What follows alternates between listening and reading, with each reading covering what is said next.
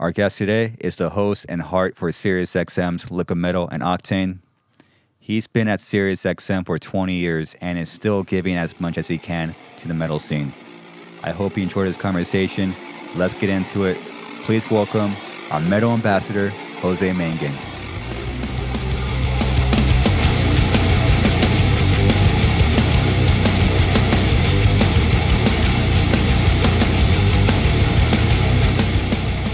I love cold beer, man. The older I get, God, it feels good. Well, I love modelos. I love tequila.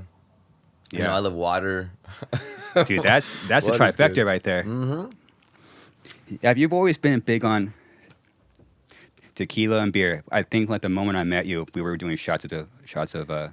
I mean, I've been on metal, tequila, beer, and weed. You know, those have been my favorite things, and I'm very public and loving about those things. But but tequila, I try because so many people don't really know about tequila, and they only know what they have experienced, and that's that shitty tap tequila, you know, that people are drinking at bars. They're pouring down your throat. It's the stuff at spring break. It's the stuff that gives you diarrhea and barking spiders and mean hangovers. And you talk to people, oh, when I drink tequila, I turn into a different person. You know, well, that's not tequila that you're drinking. Oh, yes, it is. You know, no, it's not.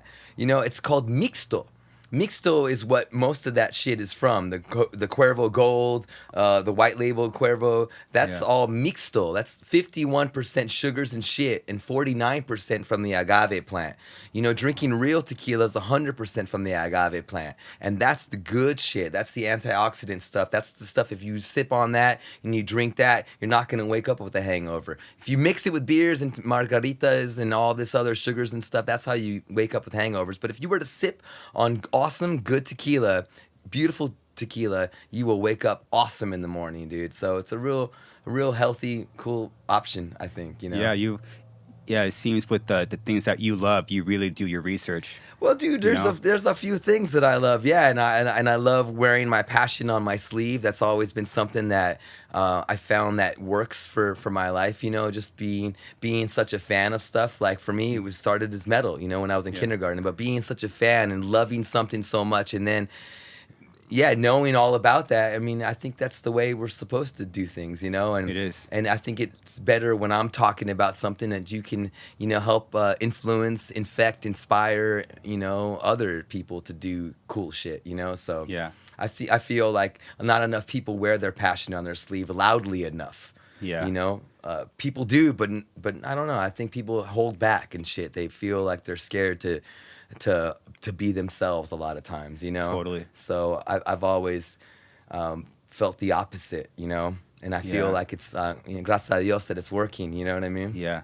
Did you always have that natural ability to wear your passions on your sleeves? Yes, because I saw that being such a super metalhead and a super stoner growing up and a super nerd, you know, those three things, I stood out. You know, I stood out from everybody else. I felt that right away. I knew that I was like, oh, shit. You know, they're not getting as crazy as, about this Pantera record as I am. You know, like, what's wrong? Am I just fucking too crazy? Or is everybody else, you know, not as hyped up on it? So, yeah, I felt that was always a thing that helped me stand out, you know, and even...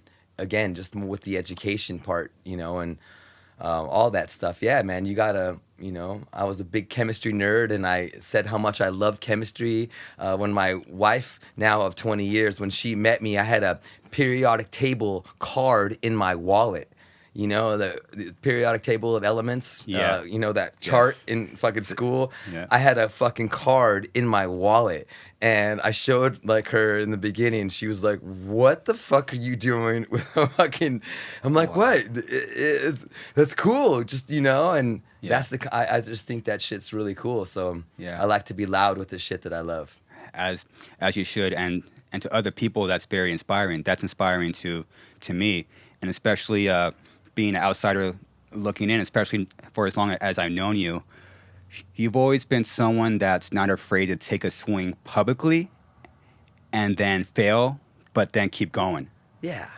You know, and not a lot of people will fucking swing, and we definitely have that in common. You know, what's gonna happen if I miss? You know? Yeah, I mean, dude, I feel so blessed in this life, and I just want to try to help as many bands and as many fans as I can, and you know, at the same time helping my family and my friends and stuff. So yeah, I'm gonna just fucking do shit because I don't want to dwell on stuff. I fuck up all the time on the radio, all the time. I say the wrong shit, not on purpose, you know. I'm just fucking flying by. I'm on 12 hours a day, and you know, trying to remember everything with 50 years of heavy metal music, and not researching everything that I'm gonna say and looking it up. I just fucking say it from my gut and my heart and what I remember. But I fuck up all the time, and I get called out on it. But I can't dwell on that kind of stuff. I can't be like, oh, it fucked up, and now it's fucked up, and now I can't deal with shit. Like, you know, I fucked up. All right, cool. Like, get up and let's keep on going. I think that's a lesson that's a real powerful one too for anyone in any field of what they do. But I love fucking up because it also makes me more human too, because we all fuck up. We all fuck up. We all fall on our face. We all say stupid shit. You know, I've said dumb shit, you know, and I've been called out on it. You know, I've said all sorts of stuff. But again, I you know, we move on, man. There's other things that are bigger deals and stuff like that. So, and I've played bands that have not done well, and I thought they were going to do well, but I don't know if that's a you know, maybe a swing and a miss, but for me, the initial part of what I said earlier was I want to help as many people. So even if I'm you know playing a song and it doesn't go anywhere and people don't like it, at least I gave that song and that band a chance for 120 spins. You know, at least they got heard. You know, it didn't do anything. You know, no one really cared. No one gave a shit except I did. And that band gave a shit. You know, I don't even know who that band is, but they did. I'm sure they appreciated those 100 spins on satellite radio, you know? So, yeah, man. But I feel like fucking up is part of it, you know? And just, it's how you get up and how you come back and how you... Dude, I fucked up so bad on stage one time. I introduced Children of Bodom as being from Sweden. And they're from Finland, but it was New York City. It was Roseland. It was sold out Lamb of God show. I had just smoked a fucking bunch of good weed with John Campbell. Him and I always smoke weed before I do these intros on stage, and for some reason I fuck up, you know. But I went up on stage and 3,000 people, fucking packed New York City. The energy was awesome, and I was hosting the entire night. So I was introducing all four of the bands, and Bodom was the direct support for Lamb of God. Went out there, and I was like, oh, no. People were so fucking stoked. And these guys came all the way from Sweden to entertain you tonight, New York City. And then all of a sudden, and I just start hearing all this shit from the audience, and I couldn't decipher what they were saying. I just started yelling and booing, like, and I was like, what the fuck? Like, what's happening? And then my friend Scotty, who works on Liquid Metal with me, he came over and tapped me on the shoulder, and he into my ear, he was like, they're from Finland, buddy. Finland. And then he just fucking walked off the stage, and I was like, I mean, Finland, and then boom, oh no, boom, get on stage, fuck you, Children of Bodom. It's like, oh my god. And to this day, dude, that was a long time ago, and to this day, fans still come up and say how I fucked up, you know, on there. But it's fine, dude. It's funny. That's not the first time, wasn't the last time, but it's fun, man. You know, I can't let that stuff, you know, affect me. You can't. No. You know, there was a fun Korn reference, because I know we love Korn so much, one of my favorite bands. And I was introducing them at the Apollo, no, not the Apollo, in LA at the Performing Arts Theater or something. We did a Korn live broadcast on Octane for SiriusXM. Oh, yeah. Yeah, it was like 5 years ago. Yeah. And it was a big deal. It was like the day before the Korn album comes out. It was like a huge deal. I just did a big fucking interview with Jonathan Davis backstage. I mean, it was big. Like, the Sirius spent money on this. Like, there was a lot of shit happening, and it was a fucking big deal for us. And so beforehand, they were like, you know, for the intro, you know, what are you gonna say? You know, how long is your intro? And I said, I don't know, at least 60 seconds. How about give me 90 seconds? And they were like, you know, okay. Well, but we need a buzzword. We need a keyword that when you say this keyword, then we're gonna cut the lights and turn the intro music on. And I was like, all right, and it was like, it was already a couple minutes late, so you know backstage that nervous scramble with production dudes and people sound guys and tour man, everybody's fucking yelling and freaking out, and it was yelling, and I was fucking panicking because it was live, and it was all these people were there, and all of these workers from the headquarters of SiriusXM were there. It was a big fucking concert, and family and friends. And so they were like, "What's gonna be your buzzword, Jose? We need a buzzword." And I was like, "Okay, Korn." And then the guy was, "All right." And then they get on the walkie-talkies, they get on their shit. Okay, when the host says Korn, shut the lights. And so they were like, "Okay, here." And they give me the mic. Okay, go. And then I fucking go. I'm like, you know, I always get nervous for these things, always. But it's a good nervous. Yeah. And I went out there and I was like, you know, it was this fucking historic theater in Los Angeles, and first time doing a live broadcast there.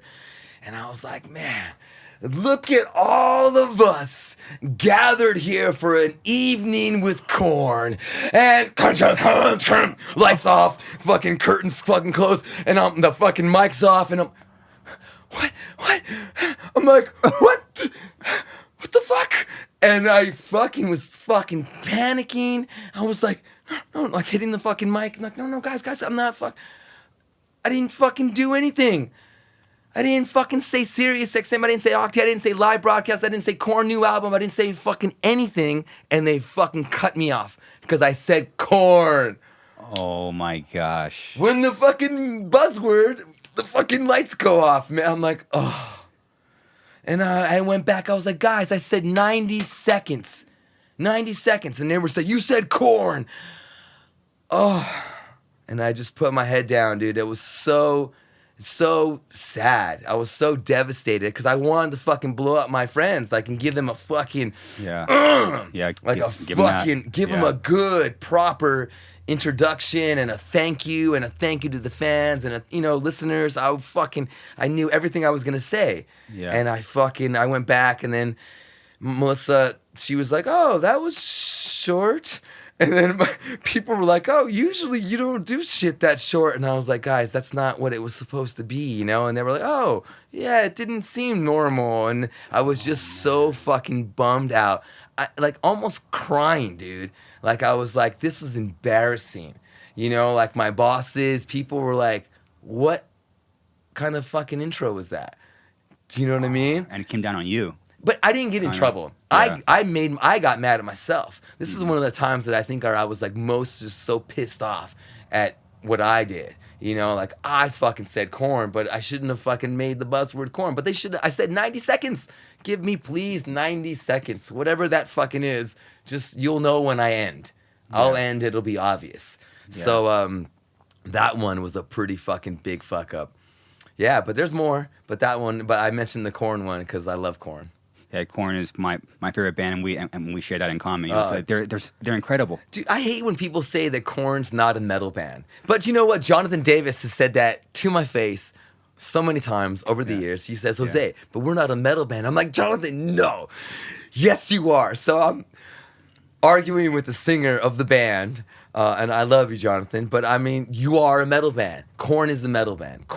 Metal is big. Chris, you know, metal is a big fucking umbrella, and there's a lot of different factions and subgenres under metal, the fucking big umbrella. Rock is the bigger umbrella, which we all live under, but metal is a big umbrella, and Korn's fucking under that metal umbrella, fucking for sure. 100%. Okay. 100%. So what about what dude? I just got a fucking tweet today or yesterday. No, it was yesterday about fucking Korn and System of a Down not being metal, and how don't fucking, because we have a game show called Into the Trivia Pit. It's call-in game show we do on Liquid Metal, and I fucking love Korn. I ask a lot of Korn questions, and we fucking get people all the time. They always fuck up Korn questions because they don't know. But then people will say they're not a fucking metal band. Don't include them in those questions. And I'm like, you're fucking stupid. I'm sorry. They are a metal band. They are. They are. They totally are. And it's so strange when like you heard like the conversation with John and but then there's us that are fans that love them. Like me in my heart and soul, I am a 90s new metal kid. And they always talk down on that word. But when I hear that as a fan, I'm like, dude, I'm proud to say that. Yep. I'm so proud to say I am a new metal kid. Yep. That's me. They are a metal band. And when you see Korn, dude, to me, it might be personal opinion, but man, they are like the heaviest live band. Holy fuck, dude. They have some parts of songs, dude, are so fucking metal. Like, absolutely. Because we play so much Korn on Liquid Metal, and I love that. And we listen to Liquid Metal all the time in the gym, and I work out a lot, but Korn comes up a lot. And then my friend, Eddie, he's like, man, because he'll argue with me that Korn's not a metal band. And I'm like, dude, are you kidding? So then, every time Korn comes on, I'm like, look at that. Listen to this. Are you kidding me? That's not metal. And we'll sit there and I'll be fucking head back. Listen to that shit. And he's like, oh, this part's fucking. I was like, no. You're not fucking listening. This is fucking metal, dude, Yeah. So I love fucking Korn, dude. I wanted to get a big like fucking Korn tattoo. And then my wife Melissa was like, yeah, maybe not. And I'm like, oh no. What? Really? Why not? So I love Korn that much, Same. I might even just get a big fucking K out my fucking face, dude. Get the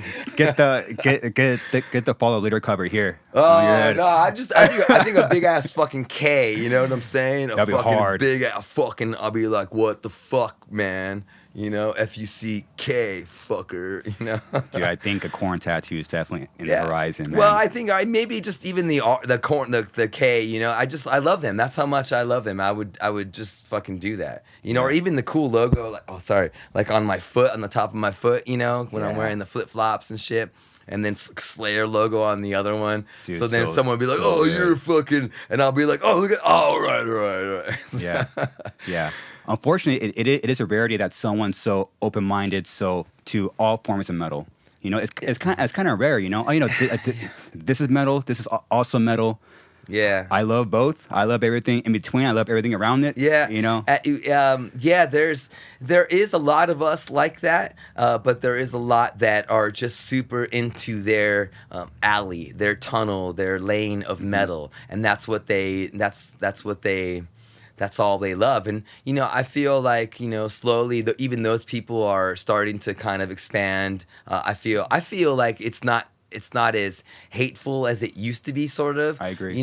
Right? Yeah. I feel like, especially with all the fucking stuff that's happening in the world, it's like, music is an island of peace. It should be something where we can come and we can, agree and feel good about this stuff and not argue, because there's so many arguments happening everywhere else. So, yeah, man, I feel like there are certain, songs or bands that I'm like, oh, that's not,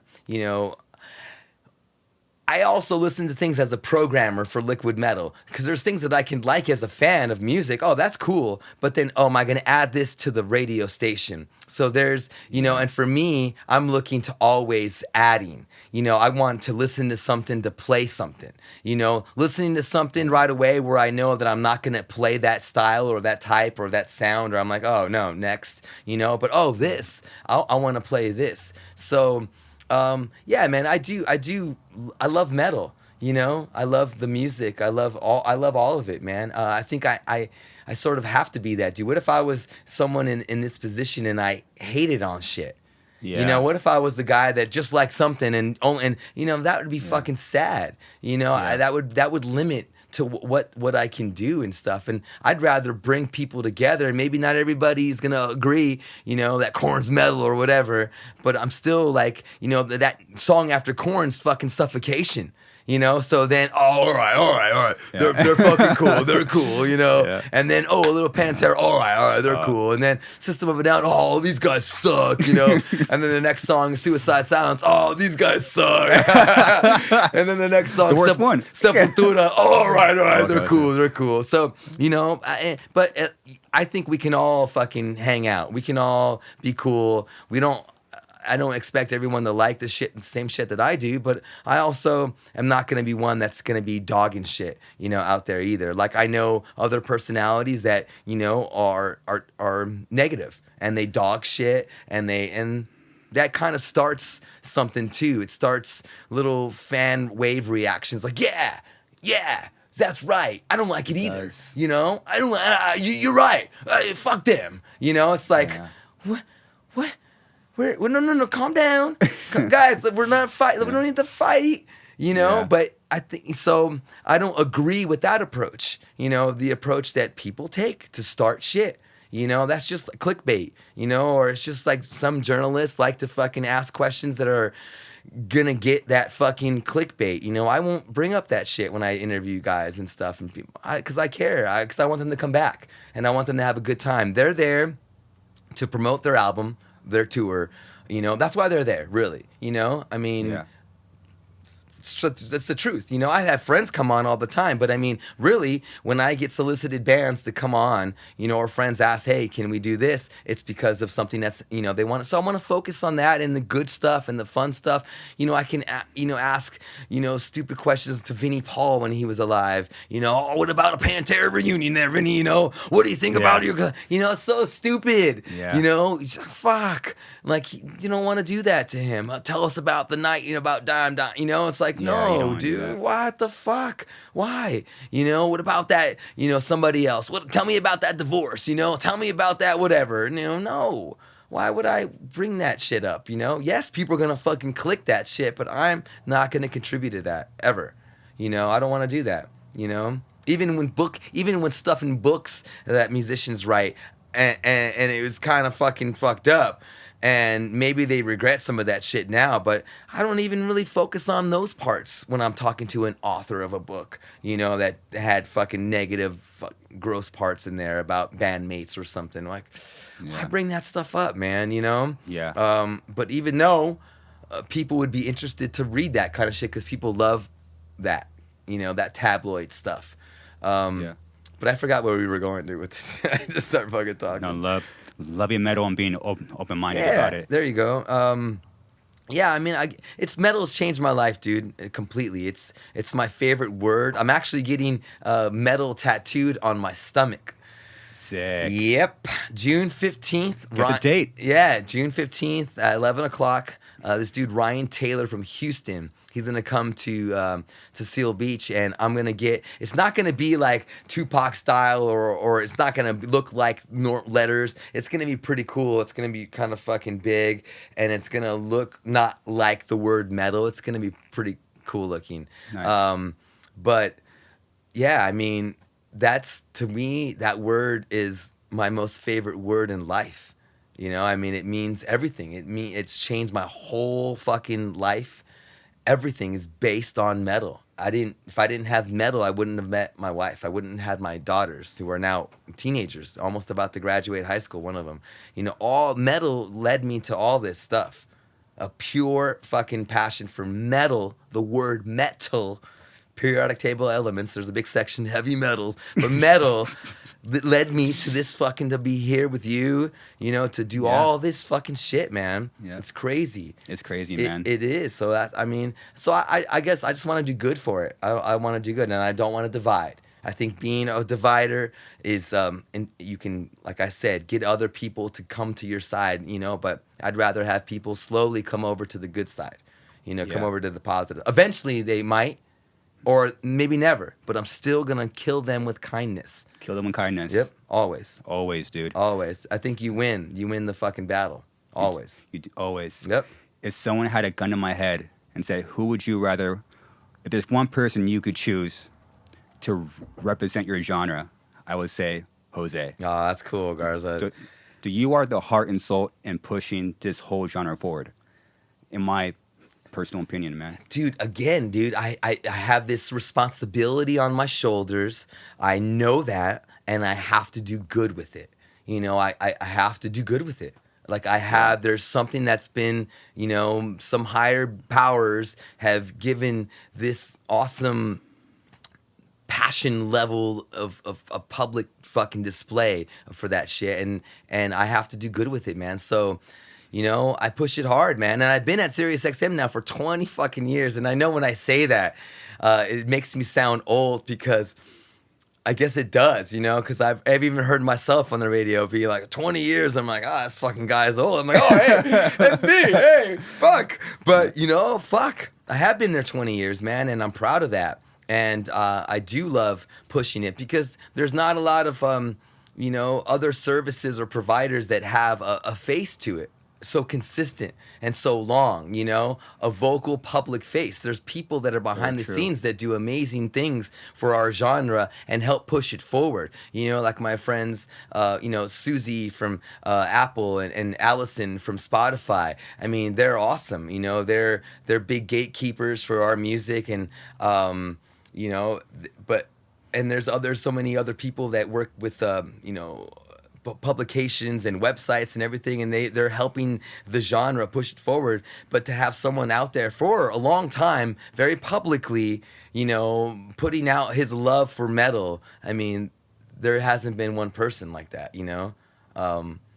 Again, I feel like there's people that do stuff, but they like to be negative, you know, and they kind of they like that. That's their approach. But I'm going the other approach, you know, and I want to be good, you know. Even when bad shit happens, you got to fucking, you know, find the good in some shit, you know. Yeah.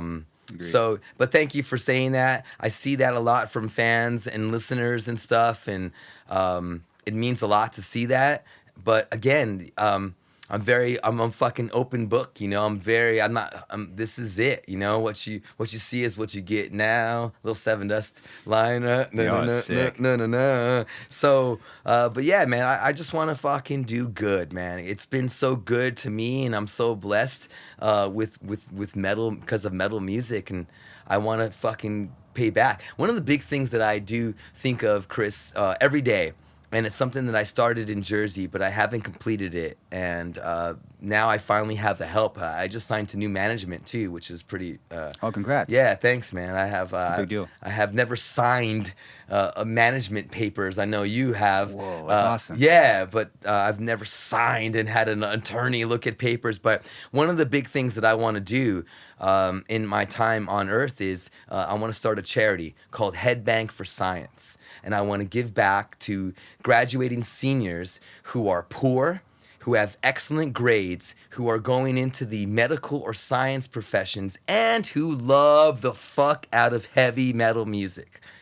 You meet those four qualifications, I want to hook up scholarships every year for students. You know, start off with one student and then have multiple students, and you know, I want to do a $3,333 scholarship award to, you know, as many students as I can, and encourage people like me, you know, that were fucking poor, that were smart, loved metal, and were going into science in the medical field. But I want to reward them. I want to get people fucking, fuck yeah, I wanted to do that, but now I really want to do that because there's this thing that I can win. So, yeah, man, I get emotional, man, talking about that because I want to fucking help people. I think one of your best qualities is how much you give back.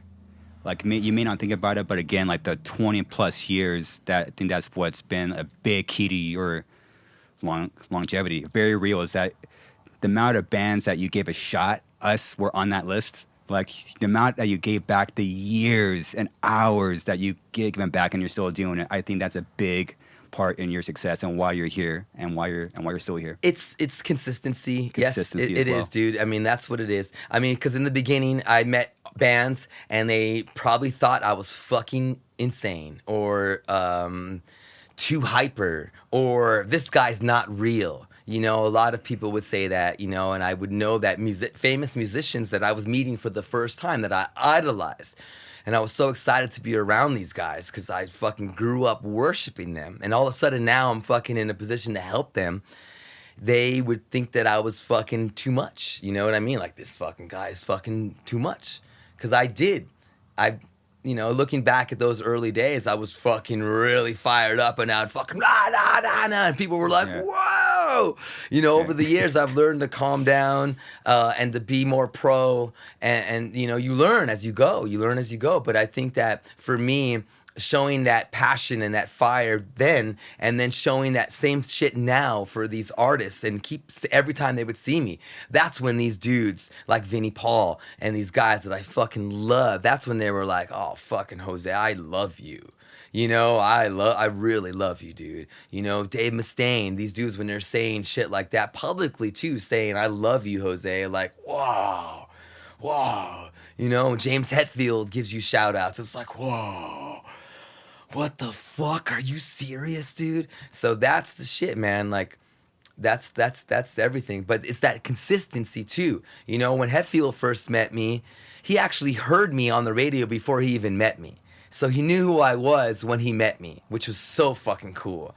But, you know, other musicians that didn't meet me, like the Slayer guys, you know, when I first met those dudes, they were like, man, this dude's fucking, you know, Slipknot, man, this fucking dude's fucking crazy, you know. But then they were like, okay, well, at least he's crazy for us, you know, at least he's crazy, but on our side, you know, at least, oh, he's still there. Oh, we're going to go see Jose. Oh, we're gonna do an interview with Jose. You know, oh, okay. And then it just became just so normal, and I would see them, and then they became friends. You know, when my idols become my friends, that's the ultimate thank you that I feel the world has given me. Like, to be able to be friends with Vinnie Paul, and to be friends with like Kirk Hammett and fucking Dave Mustaine and these dudes that I fucking love, Chuck Billy, you know, Joey Belladonna, you know, Max Cavalera, you know, Jonathan Davis, you know, when these dudes are friends and shit, it's like, what the fuck? You know, it blows. Like Tom Araya, like that can't. He came over for fucking tacos and spicy jalapeno margaritas. Like, what the fuck is happening? You know, so Dave Lombardo came over. Vinnie Paul came over a bunch of times for fucking tacos and Mexican food at my house, and hung out with my mom in Jersey and stuff. And she was so happy to meet Vinnie because she knew how much her fucking mijo loves Pantera. And all of a sudden, the drummer from Pantera is in our home. And my mom was visiting from Arizona, and she was like, "Hi, Vinnie. Hi, mucho gusto. Hi." You know, and hugging her. And I was like, "Oh my God, this is gonna fucking make me cry." You know, my mom was hugging Vinnie Paul and laughing and smiling, meeting Vinnie Paul, because she knew how much I love them. And so she was like, wow, my son loves you, you know, and being able to tell that to Vinnie was like, I know, I love your son, you know. I'm like, what the fuck is happening right now, you know? Yeah. It's crazy. That's crazy. It's already a beyond surreal moment. And then when you can include your parents that have seen you grow up loving these people, idolizing these people, and now they're meeting them, it's a special time, man. It's priceless. Your family is Catholic, I Yes. assume? Yeah. So did they freak out with you and metal music when you were a kid, or were they cool with it? Because when I was growing up, it was satanic and it was blamed. Same. But I'm older than you. Yeah. So I was in a different generation. See, you said you're a 90s new metal kid. Yeah. That was my second wave. You know, Okay. I'm 44. Yeah. So I was already fucking, I mean, in the 80s, I was Bon Jovi, Def Leppard, Skid Row, Pantera, Metallica, Testament, Sepultura, you know, Megadeth, Anthrax. You know, those were my fucking big, and then the second big wave was, you know, then the Korns and the Deftones and the Systems, and I was like, oh my God. What? Dude, what was that like for you? I'm only used to, my life was the only one wave. You had two waves. Yeah, I had two waves. Well, then you can count the next wave is the Lamb of Gods and the Slipknots and stuff like that too.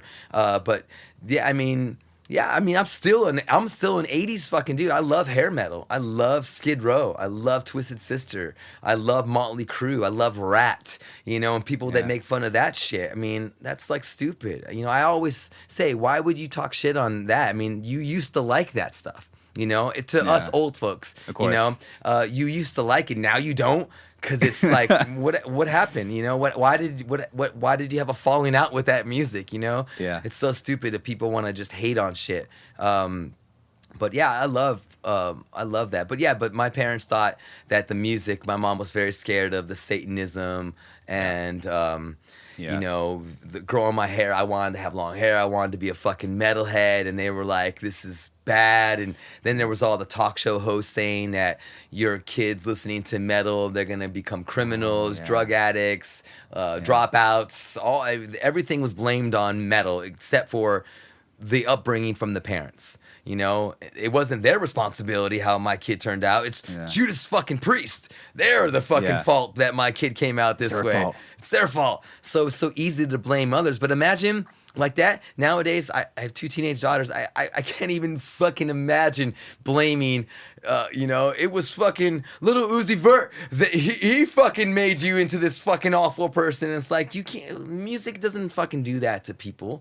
You know, music doesn't make them into fucking bad people, you know, so they're bad people, you know, already. It's not the fucking music, man. So it's funny how our music was so blamed back in the day, and now it's like fucking candy, you know, like nobody fucking cares. Like, you know, the gruesome, most goriest death metal is fucking fun and cool. You know, it's like almost like rated PG in a way. It's like not, but the shit that, you know, Cardi B and stuff and others do, I mean, that shit people freak out over. Like, oh my God, you know, WAP and everything and the performance on whatever it was. Like, oh my God, people were freaking out. But, you know, it used to be like metal music made people freak out. But now it's like, it's candy. It's cool. It's accepted, you know, but, which is cool. I love that. And we've worked hard to not have that stigma on us anymore. But that's how I grew up, was, you know, that kind of 80s stuff. And then the 90s, my mom parents were like, oh, he's fucked already. You know, he's already so into metal. Like, there's nothing that we can do about it anymore. Well, you had a good dynamic because your parents probably didn't like that you were listening to heavy music. However, you were, which I don't think a lot of people know about you, is you were actually legitimately smart. You were going to college. You were trying to be like a pharmacist. Yep. So you had like, as your parents couldn't really put too much on you because you were like a straight A kid. Yes. Right? That's exactly what I wanted to do, was like say fuck you, like to everybody, you know, because I had long hair and I was a metalhead and I was a big stoner, one of the biggest stoners in my high school, and people just didn't really think that I would really do anything, you know. I don't know. But then in my sophomore year in high school, I was like, this is easy. I can do this. This is easy. I just got to fucking try. I just got to try. I got to get into it, and I got to try. And that's when, and in my junior year in high school, my high school chemistry teacher, Mr. Thorpe, he was so fucking cool. And I loved how he taught chemistry. It made me excited about it. And I was like, I'm going to do something in the chemistry. And then I was like, oh, I'm going to be a pharmacist. That's fucking super cool. You know what influenced me to be a pharmacist? The movie The Serpent and the Rainbow. Serpent and the Rainbow. I never seen that movie. A Serpent and the Rainbow by Wes Craven. It's a horror movie from the late 80s, early 90s, and it was about a real-life zombie powder that people in Haiti would use, and they would blow it on people, and these people would become zombies, and they would bury them because their lifelines were all shut off, but they were still alive. But they couldn't tell from detecting it. They were sort of paralyzed, but still alive. And they would bury these people, and people were buried alive. That's the movie. Whoa, that's sick. It's fucking pretty cool. But when at the end of the movie, there was this thing that came up, and it said this is a real substance that's studied by toxicologists and all. And it was this cool little, you know, thing at the end of the movie, and I was like, oh my God, that's fucking real? What? And then that was it. I was like, I want to do that. And but yeah, I straight A's. I had the third most amount of scholarships on the night that we graduated. Out of my senior class of 220 students, I got the third most amount of academic scholarships. So I would go up to the fucking podium with my long ass fucking Indian hair and fucking, you know, get these awards, man. I got a lot. Full ride to University of Arizona, and then I went there and chemistry majored in, and then I went to pharmacy school in Tennessee to become a doctor. So, but I started college radio when I was a freshman in college, and then when I went to Tennessee, I got a job at the FM rock station, the big like active rock station there, and that's where I started a metal show, and then a year later I won a award for best metal DJ in the country, and then that's when I got offers to work in the industry. So that's when my brain sort of switched gears, and all of a sudden there was this voice saying, whoa, dude, like you can fucking be involved with metal. Whoa. You know? So that's where my brain kind of went. But there was no satellite radio. There was no Sirius. There was nothing at that time. So, but yeah, if it wasn't for my education, dude, and if it wasn't for any of that shit, I would never be here. So that's how important that Headbang for Science Scholarship Award is, you know, because that was what I think can make people have these experiences. And it might not be what you're going to get your degree in, but what if you went to college and you did something else, or you met somebody, or you did something, and then all of a sudden you're doing something completely different. But if it wasn't for that step, you would have never gotten to that other step, you know? So that's, I feel like that kind of shit's so important, you know, especially because school is not that hard. You just have to apply yourself. You have to study. You have to pay attention. You have to sit in the front of the class. I would sit in the front of every one of my fucking classes. That sounds so terrifying to me. Everyone. Impressive. Everyone, dude. Every college, high school, every graduate school, every fucking time. In the front. Sit in the front. Because you can't fuck off. And you're right there in front of the teacher. So he's looking at you, or she's looking at you. And you're like, fucking boom, boom, boom. Back here, you can fuck off. You can do things. Up there, you can't. And then plus my eyes were bad. So I would like to, and I'd wear glasses, but I'd like to be, just to see far away. So I would just be closer just for that too. But again, it would just, it was, it's a nerdy move, but it's a surefire way to pay attention. Yeah. You know, it is. I mean, if you sit in the fucking front row, you are going to pay attention more. You're going to learn more, and you're going to do better. I fucking promise you. Promise you. Sit in the fucking front row. Sit in the front row. You will always in school, you will always do better. Always. And I did that from forever. And I would correct the professor when he would do wrong chemical equations. You know, I'd had my fucking Testament Souls of Black shirt on, and I'd be in the fucking front row at 150 students in this big lecture hall. I'd be right in the fucking front, and he'd be the fucking Dr. Harris at University of Arizona. He wrote me a recommendation to go to pharmacy school, and he was doing equations on the board, and I'd be like, Dr. Harris, actually, you're missing a carbon, you know, and there should have been a bond to the oxygen, whatever. And he was like, wait, what? Show me, smart ass. And I'd get up there and I'd fucking do it, correct it, and he'd be like, smart ass. All right, sit down. And then I would sit down, but I would be like, fuck yeah. But that's what also gave me the confidence to get up in front of people and to not be scared to talk, to debate, to fucking be open. You know, that's the kind of shit that led me to being in front of 10,000 people, you know, at festivals or stadium shows and feel comfortable, you know, nervous but comfortable. Yeah. You know, being on the radio, doing live television, doing whatever the fuck. It was that sort of stuff that led me to being not scared to be in front of people. So yeah, man, it goes fucking back to school. It goes back to school. I wasn't majoring in communications. I wasn't majoring in broadcast, you know, journalism, nothing. I was fucking chemistry, dude. I was a fucking organic chemistry nerd. I had straight A's in organic chemistry, which is the hardest class when you're an undergraduate, when you're going to graduate school. They make it the hardest class. It's called the weed out class because they want people to fucking fail. So they weed out all the fucking people that aren't strong enough to go to that next level.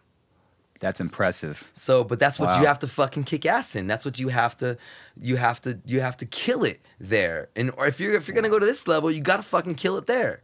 You know, so that's the type of attitude and discipline, you know, that, you know, I've tried to build, and I've tried to teach my daughters as well. You know, it's a different fucking age for them. They've grew up in a different way, and, You know, I was super, super poor growing up on the Mexican border, super poor. You know, my dad made $30,000 a year, dude. When I was a senior in high school, that's how much he made. And I remember that, it's fucking, my mom didn't work. So that's what we made. But he had VA benefits, and, you know, he was an older veteran, Korean War, Army. But I remember filling out all my FAFSA, the financial aid stuff for schools. Every semester you'd have to fill that shit out, you know, became a pro at that. But I remember my dad having to use my parents' financials, right? That's what students have to use in order to get financial aid. And they would see me with my fucking grades, you know, Mexicano, fucking poor as shit. That'd be like, oh, well, this motherfucker right here, you know what I mean? Yeah. So, and I think standing out, another advice that I would give to any student or anybody in life, and what I'm trying to drill to my daughters right now, is standing out on paper. You know, you have to stand out even on paper. Like, that's why I named my daughters cool names, and I say, use your fucking middle name when you're applying for something. Eva Marisol Mangin. You know, Eva Mangin sounds kind of, you don't know what that is. Eva Marisol Mangin, now what? You're Latina. You know, people look at that shit and they, oh yeah, Maya Maria. Oh, okay.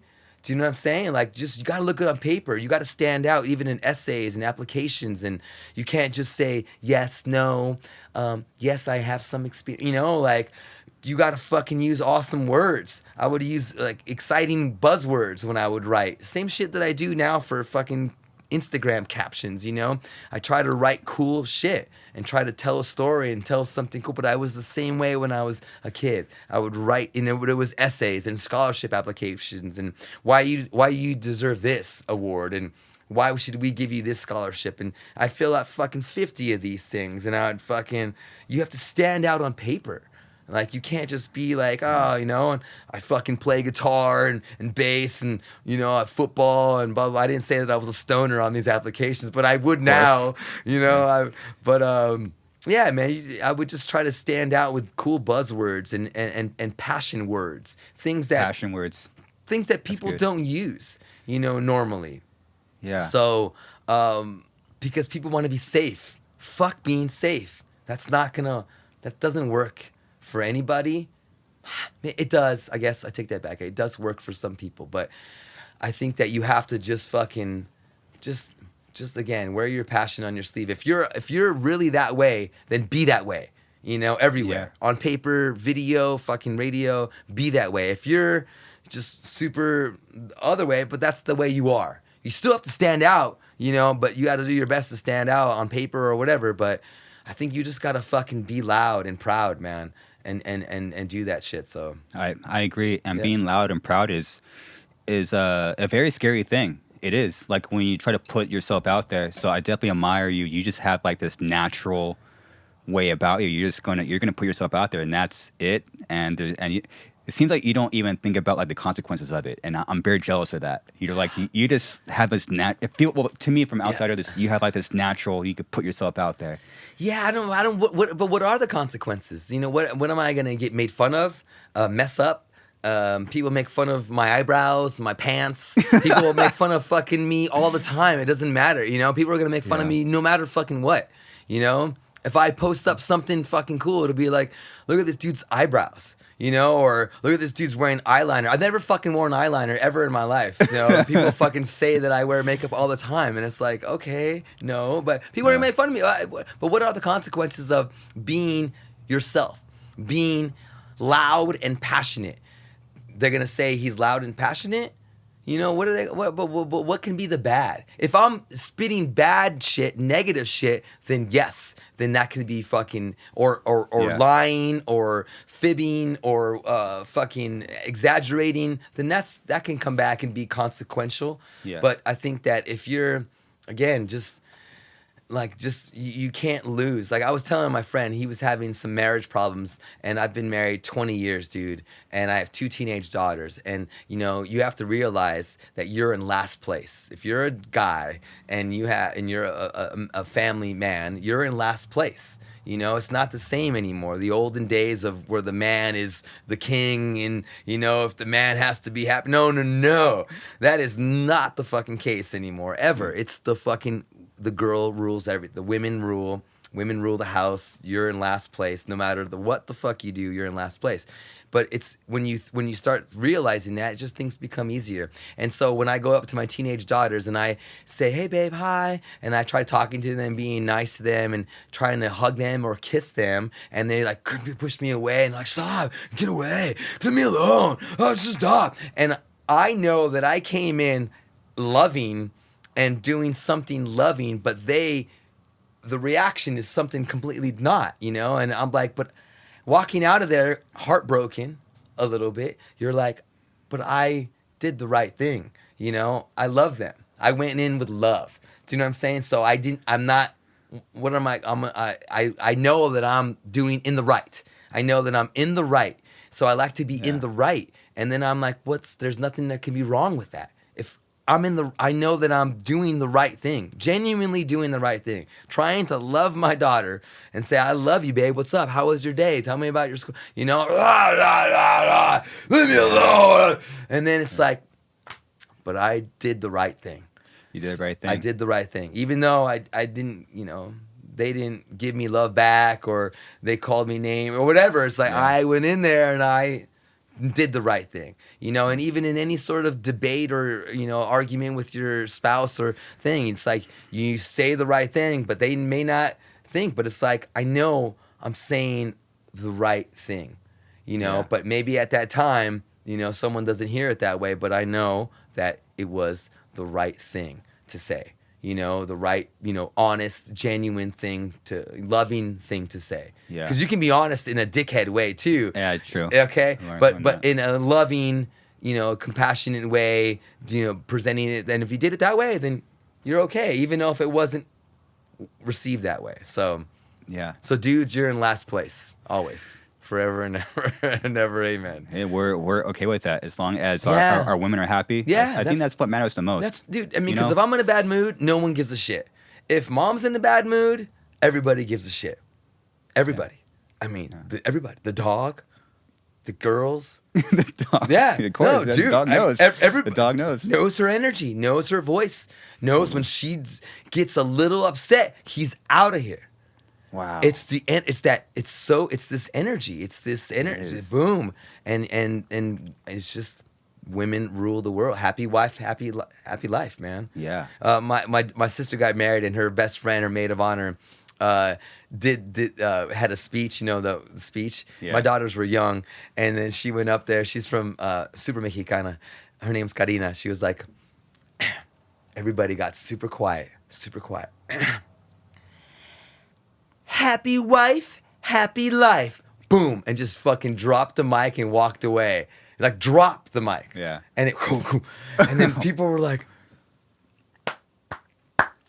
and then my daughters were like, what just happened? Like, they were so young, but they remember that line so specifically. Happy wife, happy life. I mean, it applies. It really does apply, man.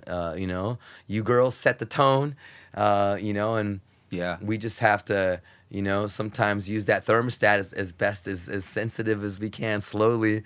But they, you know, they definitely set the temperature, man. So absolutely, it's fascinating that you have like both sides. Like, you know, when they're upset and there's like this powerful energy, you're like, whoa. Oh yeah. Like, but the way they improve your life, it's just unreal, man. I mean, the girls have made me cooler, you know? If I wasn't with them, and I wouldn't be, I think, as cool. I don't know if there would be so much love. I don't know. Because this is all I know. But I know that without them, I'm not that same person. You know, they make me cooler. They make me into a better person. You know, with anything, you know, they would make me even better from a business perspective, from an outside source looking in. You know, anything. They make me look fucking better to anybody, to anything. So it's like, somebody's like, wants to do business with you, big business, and they're like, oh, meet my, my wife and my kids, and they're like, oh shit, yo, you raised these girls, and hey, well, you know what, let's, boom, so, but if I was just some dude, I don't know. I don't know. I just think they're an asset of mine. They're part of my package. Do you know that's what makes me fucking stand out? Too, again, in this fucking world, being so public with my family since the very beginning. Other people aren't like that with their families, and they're not such an open book, and I respect their privacy and how my family's been very in the public eye since the very beginning. My daughters have been on the air, on videos and everything, and my wife has been on the radio and everything. Like they've been so listeners think they've grown up with them and with me, and I've grown up with them too, with the listeners and stuff. They're like, when you were just starting, you didn't have kids. And I was like, so it's like now they're 18 years old and 16 and or 15 and almost 18. So, but I like that they've been so public with me. I think that makes me stand out in a cooler way than other people in my position. Yeah, it's like you were bringing the ultimate version of vulnerable, bringing people into your life and showing like your family, like this is me, this is all of me actually. Yeah. It's very personal. It's something that I've even seen just Howard Stern as an idol of mine. What he does on the radio, he's just very personal. He's very personal, and I feel like that's my approach.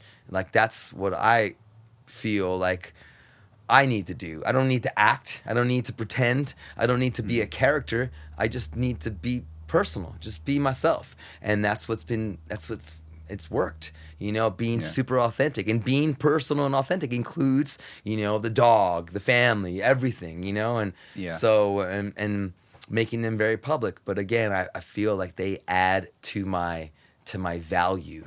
They add to my value. Yeah. Yep. How was it for you first becoming a dad? Was that scary for you? I was excited. Like? I wanted to be a young dad, Chris. My dad was 49 when I was born. So he was but I was his 7th kid. And then my younger sister was his 8th.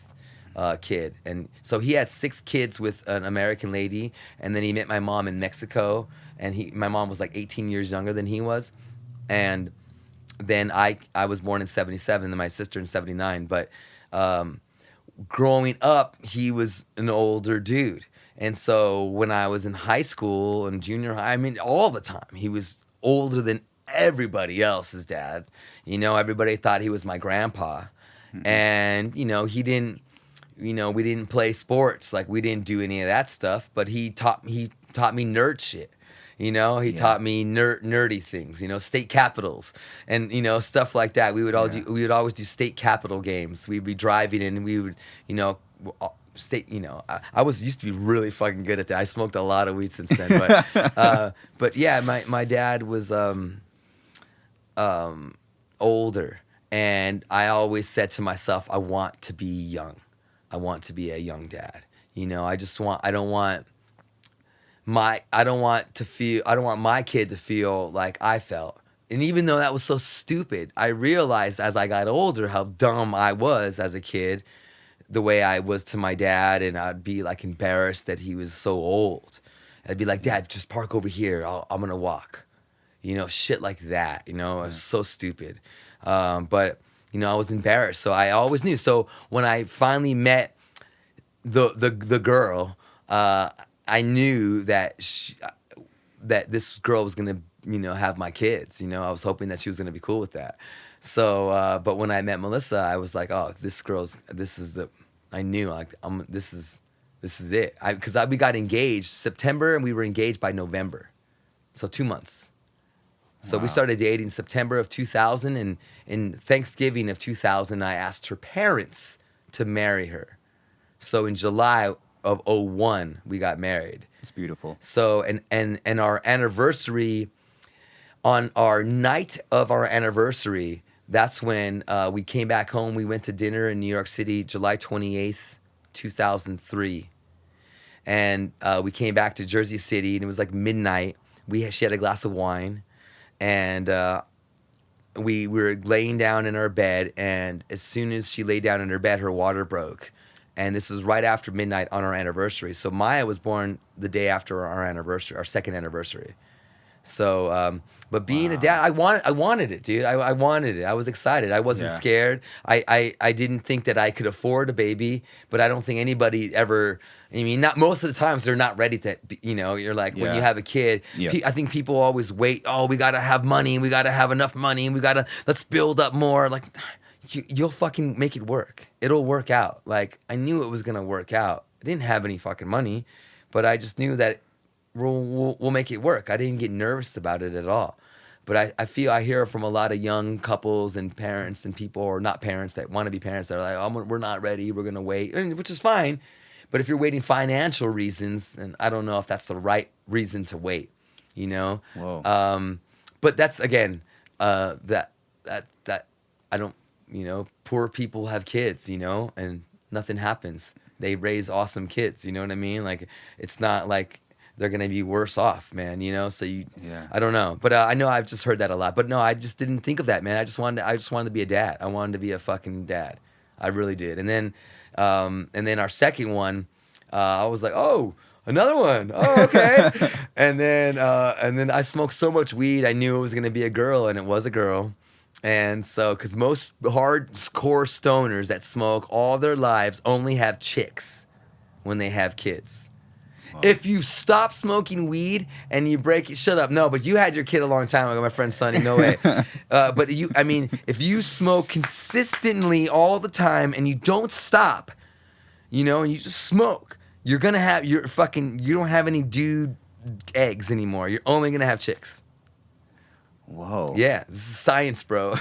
Dude, that sounds like some bro science. Yeah, I mean, you can disagree with me, but I'm not going to disagree with the chemist. If you look back at history, and if you ask people, people might be like, oh, well, I stopped for a month or so, and then you're not part of the test anymore, because consistent fucking smoking weed since I was 13 years old. I've been smoking 13.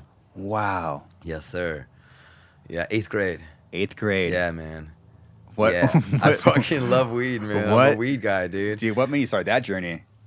My older drummer, Michael Grubb, rest in peace, brother. Michael Grubb was 3 years older than me, and we smoked out of he cut off the tip of the hose, of a garden hose. Oh my gosh. And then we packed the screen, and we fucking on next to his on the side of his house. And that was my first time smoking weed out of a garden hose. Yeah, man. But I loved it, dude. We would just smoke weed and jam. I mean, that's all I've been jamming guitar, bass since I was in 4th grade, 5th grade, really. But I've been playing a long time. So we would just fucking smoke and jam all the time. So wow. I just never stopped. I mean, maybe bronchitis, you have to stop for a week or so, but then I'd fucking do it again. But that was the only time I never stopped and been like, oh, I'm going to take a break. Yeah. Like, I never, but if I was sick, I had whooping cough. Fucking, that was scary as shit, man. About 16 years ago, I had whooping cough. I was hospitalized for a few days. What is that? It's like a thing that you're vaccinated against. It's when your bronchial tubes, instead of expanding, they stay shut, and you make this fucking noise because you can't breathe, and it was really scary. So I had whooping cough, man. But yeah, it was fuck. So I stopped smoking weed during that time. It was probably like 2 weeks or something, man. But yeah, man, no. But yeah, any real hardcore stoner is gonna have a chick. Yep, lesson learned. There you go. Coming from the pharmacist and chemist. So, I mean, it's not really proven, but for the most part, if you look back in your history, if you ask your friends, family members, and if they're super honest about their weed intake, they have a chick. Wow. Yep. Are you someone that when you smoke cannabis, does that help you focus, or like what is your personal reaction to it? Yeah, people that are paranoid, super introspective. These people are focused. These people get lazy. What is your category of that? I do shit, Chris, when I smoke. I'm always doing shit. I never smoke and not do anything ever. Do you know what I mean? Like I don't ever have that. Let's just smoke and hang out. Like I don't do that. I'm a very active stoner. Does it help me focus? I don't know. I mean, I don't know if it helps, but I know it hurts sometimes when I'm super baked and like, you know, I'll go out and I'll walk Rocky Dime Bag in the park in the morning because I'm on at 8 in the morning on the radio from 8 to 9 p.m. West Coast time. So then I get up and I'll walk Rocky around 8:30 and I'll go smoke in the park and I'll come back and real strong joints sometimes and I'll come back and I'll, you know, right away just start to talk on the radio and then I'm like, fuck, hold on, you know, and then I have to like, okay, so, all right, now go, you know, and then, so, but it's medicine, man. It's just sort of something that I've always done for everything, you know, whether it's washing the dishes or interviewing Slayer. Like I fucking smoke weed. If I'm going to the grocery store or doing the interview with Chris Garza, like I smoke weed. Like if I'm going to anywhere or doing something, I smoke weed. But I'm always doing something, cleaning, working. Wow.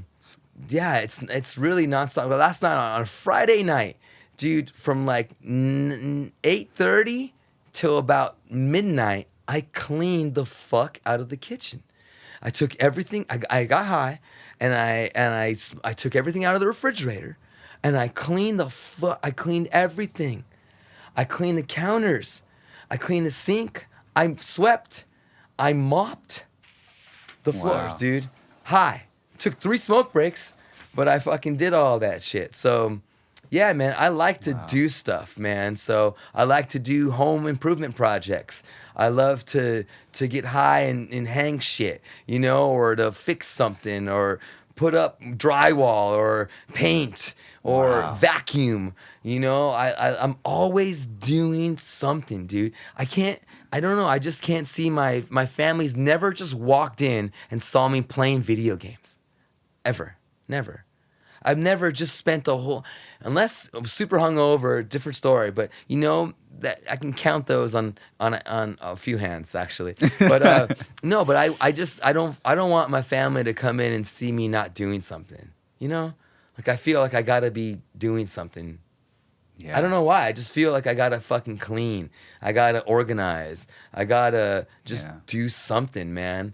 Good or bad as that is, you know what I'm saying? Because if I see my wife washing dishes and she fucking is a horrible dishwasher, and she'll just fucking, you know, take the stuff fucking real quick and then fucking a quick rinse, like a fast rinse, and then she'll just, and I'm like, and I still see soap all over the fucking cup, and the soap is pouring off, and she puts it in the dryer, in the dish dryer, and I see all, and I just fucking can't stand it. I'm like, oh my God, just please let me do the dishes, please, you know? And then we'll see like, you know, lipstick stains on cups that she washed and, you know, sauce on the plate that she, you know, I'm like, oh my God, like, let me just fucking clean. So I just get real high and just fucking clean, dude. So I don't know, man. I'm fucking weird, man. You are 1 in 1. Yeah. But I also love working out. I get high and I fucking love lifting weights. Oh my gosh, you're one of those fucking freaks. Yeah, dude. Wow. I love fucking lifting weights. I smoke. And I lift weights. And I take also a pre-workout and stuff like that. So gosh. I get, and then I take the protein afterwards with my weed. Yeah, man. What the fuck? Yep. I mean, for everything, Chris, everything. I smoke for everything. Yeah. I smoke for everything. But I don't smoke fat blunts or massive quantities. I don't go through, you know, ounces and ounces and fucking like in a week. You know, I know my friend Sonny and shit, he'll fucking buy an ounce and then a week later, oh, I'm done, boy. I'm like, God damn. You know, but for me, I baby it, dude. Yeah. I baby my shit. You know, I'll smoke one joint. I'll smoke it in thirds. Do you know what I'm saying? Some people will fucking, that'll be like, what? But I'll be like, strong shit, man. I'll fucking smoke it in thirds or at least half. Yeah, I'll smoke half. I'll put it in a tube and I'll smoke the other half, you know, in the evening. You know, and Wow. then I use my vape pen in between. So I kind of I have a routine and stuff too, man. But I smoke all the time, dude, all the fucking time. Wow. I love Yep. how you always go against like whatever stereotype that is. Yeah. You're always against it. Yeah, I love that. I have done that since high school, big time, because they Wow. thought that I was such a big fucking stoner. Yeah. I was a famous high school stoner kid. Me and like two Wow. other friends were the guys that got every fucking body high for the first time. We were those fucking You- guys. I was that guy. That was you. I was that guy for all ages. You know, I mean, we had seniors smoking with us, and we were freshmen. We had, I mean, everybody. We were the fucking big time stoners, and the Wow. teachers knew that. We smelled like weed. Everybody knew that. Counselors, everybody. Wow. But I was like, I'm gonna show you. I'm gonna show you. And that's what I've done for my kids too. And I've showed them, you know, look what a stoner can do, kind of. I'm very open with my kids about marijuana and Yeah. about the medicine and about everything about it.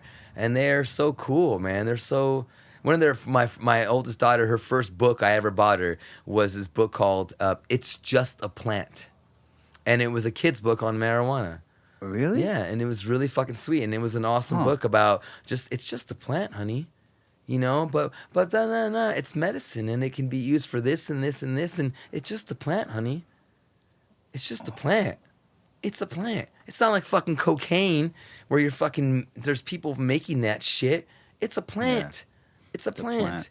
You just fucking use it. It's a plant. It's medicine. You know, it shouldn't be on this. Schedule 1 where it is right now with crack and fucking heroin and cocaine. It's in the same category. That's why it's illegal federally, because it's on a Schedule 1. If they just move it to a Schedule 2 or even a Schedule 3, Schedule 1 means it has no medicinal use at all. A Schedule 1 drug. Whoa. No medicinal use at all. That's insane. And weed is in that category right now. Really? That's Really? After all these fucking years, really? Really?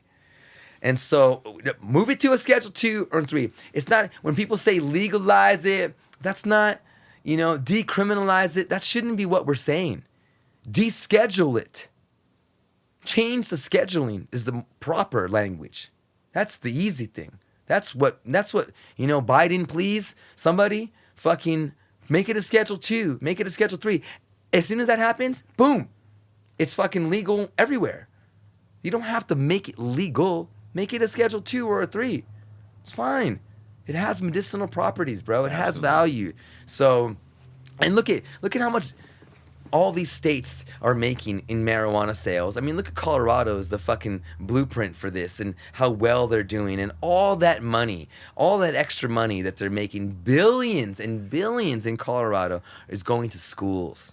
Yeah. It's going to public infrastructure, you know, roads and fucking shit for the communities, for the neighborhoods. Really? But fucking all these other fucking states, and no, really? How much money can these states bring in, you know, to help their people? Not their pockets, but the people.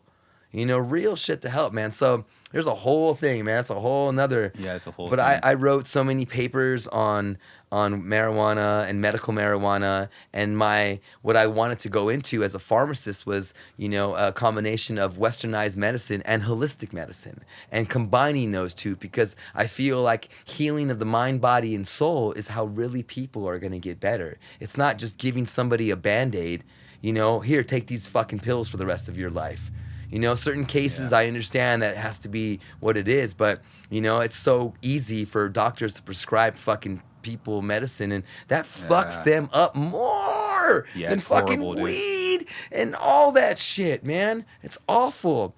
So I was trying to, you know, come at it from the approach of a more holistic approach, you know, more of a hippie thing, but that's because I fucking love weed, and weed has always been like my guiding light as far as like, you know, that and even with that movie Serpent and the Rainbow, and marijuana and the chemical nature of that plant. And so yeah, man, it's so fascinating, all that shit. But it's so ass backwards too, how long it's taken, you know, to even get to this level. But I'm glad that, you know, 18 states now have decriminalized it. I think there's over 40 states now. I think maybe I have some sort of medical program at least, so, but that means you have to have some serious fucking medical illness, and some real doctors to prove that and stuff. It's not like going to Venice Beach back in the days and getting a license to get fucking weed. When I first came to California, that's what I remember. I was so excited to fucking go do that. But now it's so cool that we have legit businesses that you can go into and get good quality fucking weed, know, and then you're helping. The taxes that they're fucking taking are crazy. That's going to the city. It's going to somebody. Yeah. So I hope it's helping, eventually I hope that helps schools. I hope that helps, the shit that people really need. Schools and roads and fucking, parks and that kind of stuff. Really, they're going to help the community instead of fucking building golf courses and shit like that. I don't know where that money goes, but, I know it's going somewhere. Yeah. I see my taxes on my dispensary receipts. They're fucking high. So, but I'm happy to pay it, man. I'm happy to pay it because it's, it's helping. It's all cyclical. It's all helping each other. You know what I mean? Yeah. So. Yeah. It's all a current of good vibes. Yeah. And weed is for most people, it is pure positive, man. Yeah. I love it. I'm not like a huge smoker, but every time I do, it's like, this is great. Yeah, I love it, man. I love it. I mean, I told my wife 3 things when I first met her on our first date. I told her 3. I got buzzed. It was sushi, and I was drinking sake, and I was high, and I was getting buzzed, and I fucking really liked her already. Yeah. And I'm gonna tell you 3 things, and this is the 3 things about me. Heavy fucking metal all the time.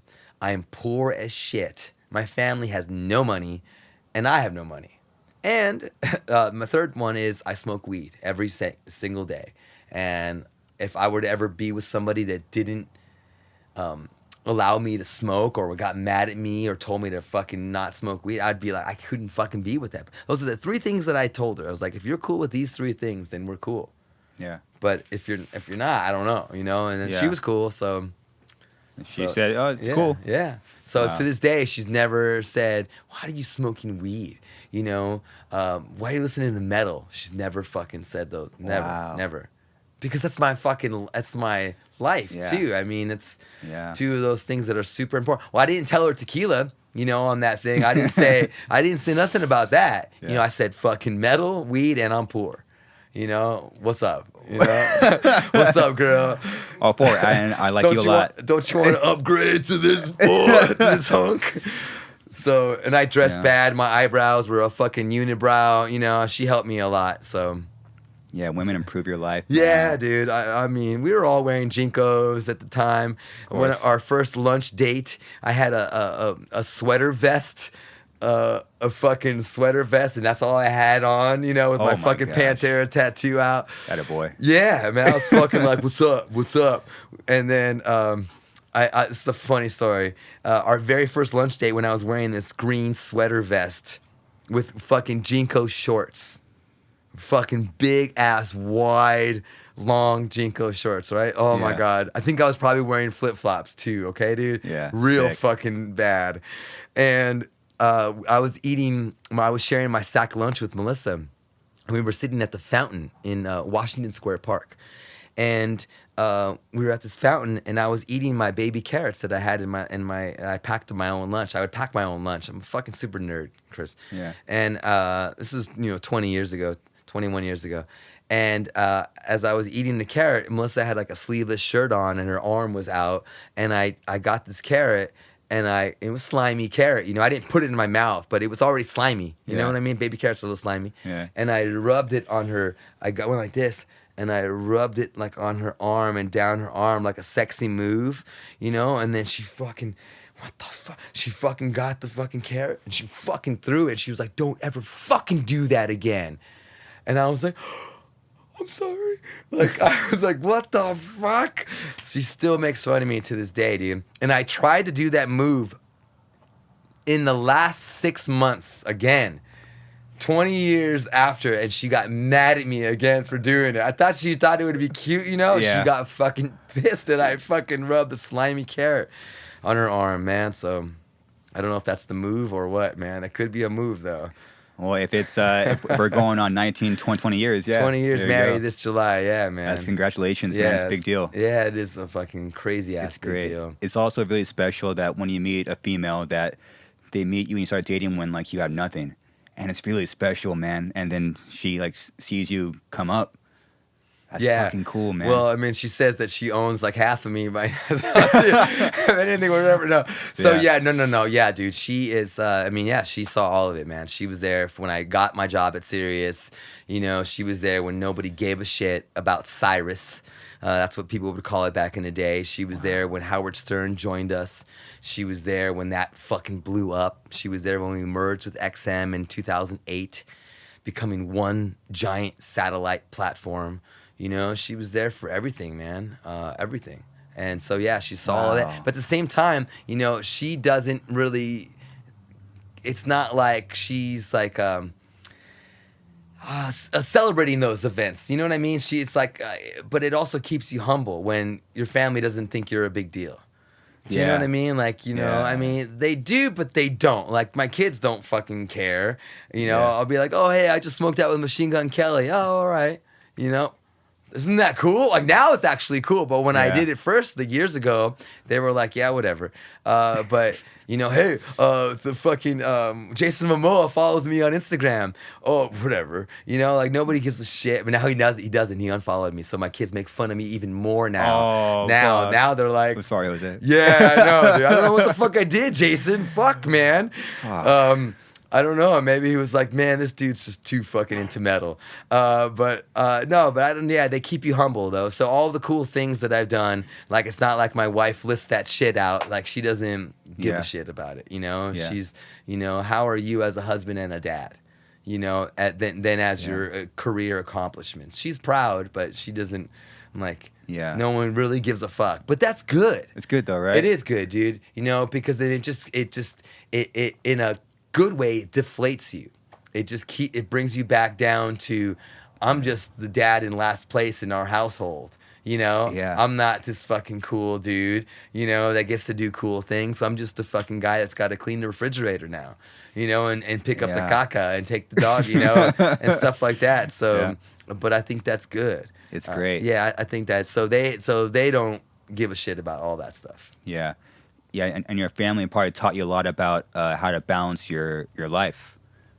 Well, you know, yes, but just them being there tells me what I need to do, you know, as opposed to them setting me on a path or dictating how I'm supposed to do. I know as a dad what I need to do. Do you know what I'm saying? So I need to protect them. So that's my number one goal, no matter what. Is to protect them and to make them good, you know? So with or without what I'm doing, my goal is that. And so I've known that, and especially this last crazy ass year, being able to spend more time with them.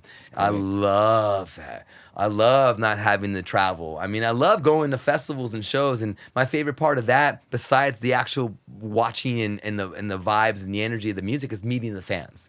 I love meeting it. But I love the fact that I've been home taking care of my daughters in the house and being Mr. Mom.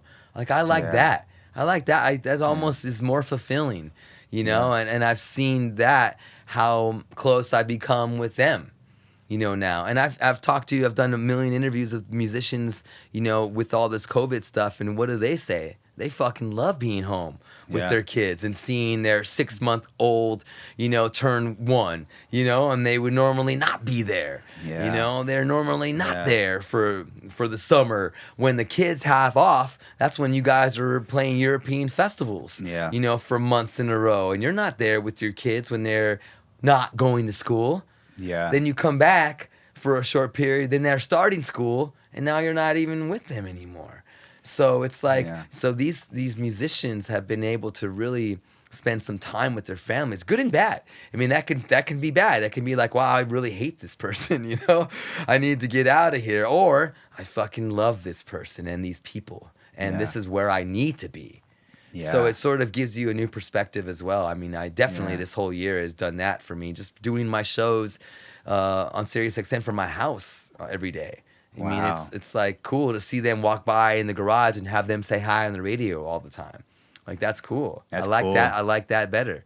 Than Yeah. not having them there. So Yeah. yeah, man. Yeah. Did you when the lockdown happened? Were you still going full on? Yeah, we didn't stop. Wow. We didn't stop. SiriusXM didn't stop 1 second. I mean, why would it? Yeah. I mean, it's we don't have to be anywhere.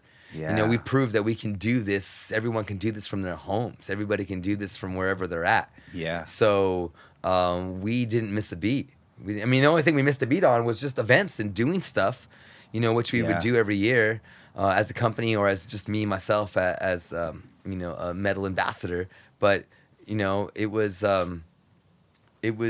we didn't miss a beat. It was actually there was a lot, kind of more work in a lot of ways, just more interviews, more opportunities for interviews because there wasn't a barrier to do interviews anymore. Yeah. You didn't have to have somebody in person. You can do something on Zoom. And I thought that was really cool. Yeah. I thought that was cool that I can talk to Tony Iommi on the phone from London, and just do a big, well, you could have done that anytime, but, now it was just more available. But I actually love doing the Zooms because I can see people. Yeah. I love seeing people. Yeah. Totally. I love seeing, the handsome faces of the dudes that I'm talking to and, talking to all these cool, even like it's Courtney from Spirit Box, like, and Lizzie from Hailstorm, Maria from In This Moment.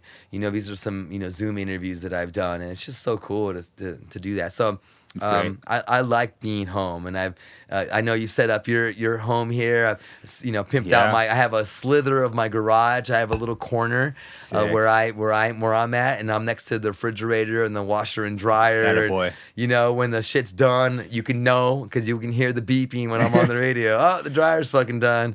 I'm gonna fold clothes as I play you some Sepultura. Here's propaganda. So Sick. I have a cool garage, but I love being home, dude. I love having my dog with me, Rocky Dimebag. He's right there by my feet as I'm doing the show. It's cool, man. Yeah. I love this new way. I do love it, but I can't wait to get back to doing a hybrid. A hybrid of it now, because we're still going to be doing Zoom interviews. That's not going to stop now. Yeah. It's so easy.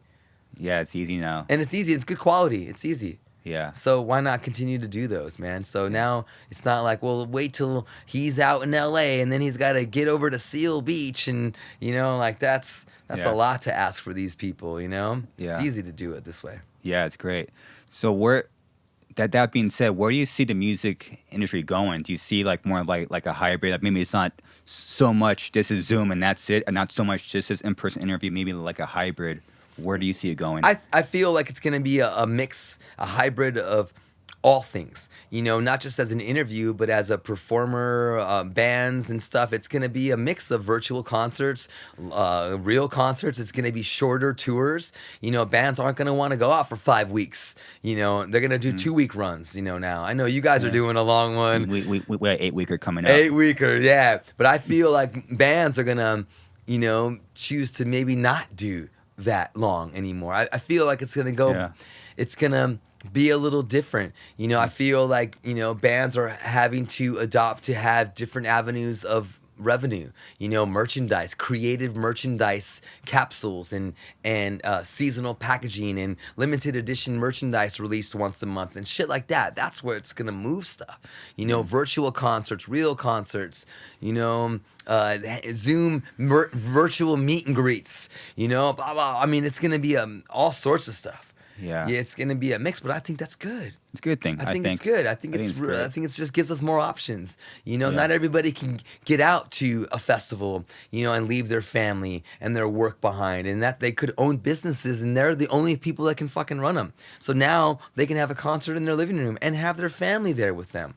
And have popcorn and their own drinks, and they don't have to fucking buy, expensive beers and then spill them because you're fucking headbanging so hard. Yeah. I mean, it's different, So for certain people, it's gonna be, it's cool to have that because they couldn't do shit before or very limited. Now they can feel like they're part of more stuff, man. So I feel like it's gonna be a good mix of all of that, and I can't wait to.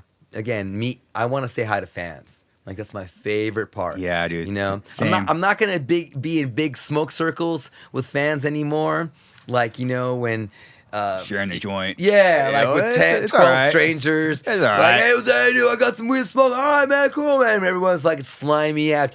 Next, and then you get it back, and it's even more wet, and you're like, Yeah. oh my god. And then you're trying to use your fingers not to touch the fucking thing against your. And then you come back home, and then you wonder why you're fucking sick. Like, I wonder why I'm sick.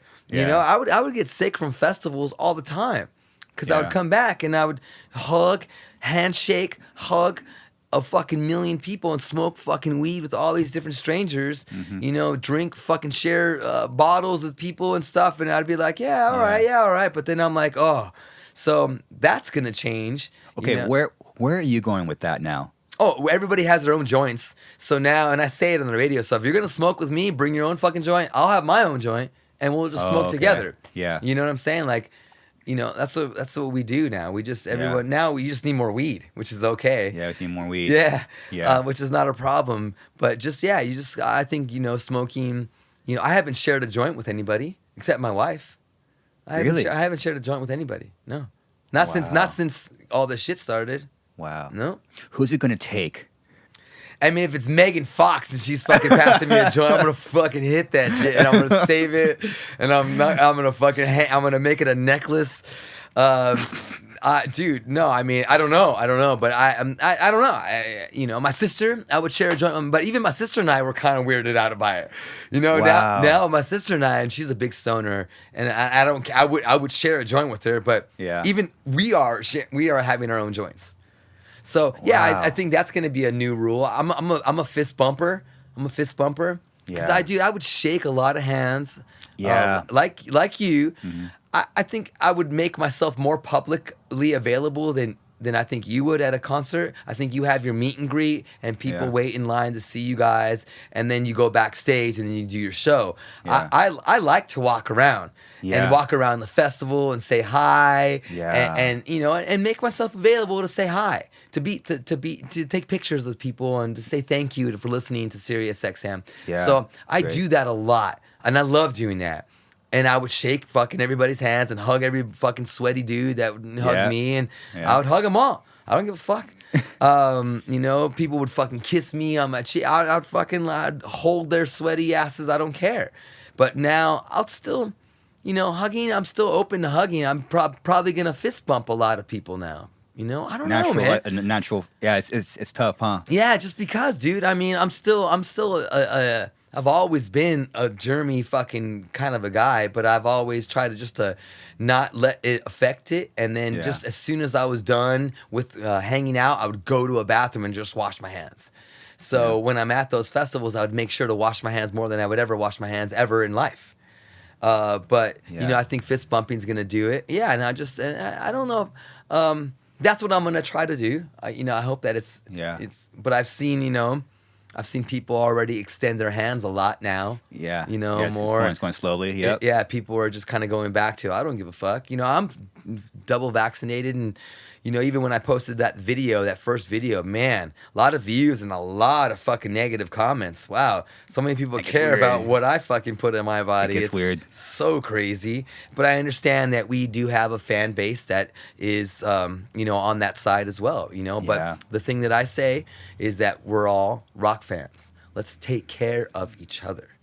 Let's not fight. Let's fucking please take care of each other. We don't have to agree on politics or whatever, but let's please get along.